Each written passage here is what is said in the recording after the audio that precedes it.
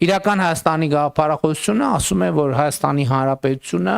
ըստ էության իր միջազգայինորեն ճանաչված տարածքով ինքնաբավ է այդ առումով եւ նրա խնդիրը սեփական քաղաքացիների անվտանգությունը, բարեկեցությունը եւ երջանկությունը ապահովելն է։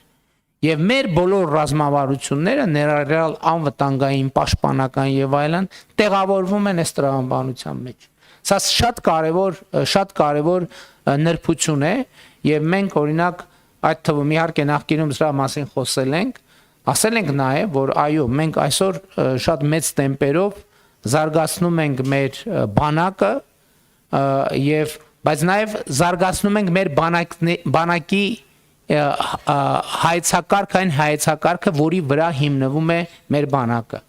Եվ մենք ասում ենք, որ մեր բանակը Հայաստանի Հանրապետության միջազգայինորեն ճանաչված ինքնիշխան տարածքից դուրս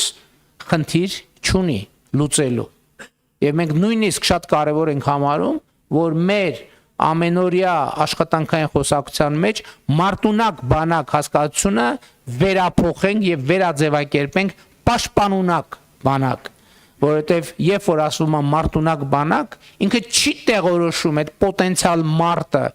որտեղ է տեղի ունենում կամ որտեղ կարող է տեղի ունենալ։ Մեզ համար շատ կարևոր է, որ մենք ընդգծենք այս կոնտեքստը, որ Հայաստանի Հանրապետության բանակը պետք է լինի պաշտպանունակ, այսինքն պետք է վիճակի լինի պաշտպանել Հայաստանի Հանրապետության տարածքային ամբողջականությունը, ինքնիշխանությունը,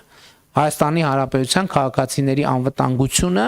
եւ ընդ որում ես ուզում եմ ընդգծել, որ սա միջազգային օրենքներով յուրաքանչյուր պետության պարտավորությունն է ապահովել սեփական քաղաքացիների անվտանգությունը, այդ թվում հնարավոր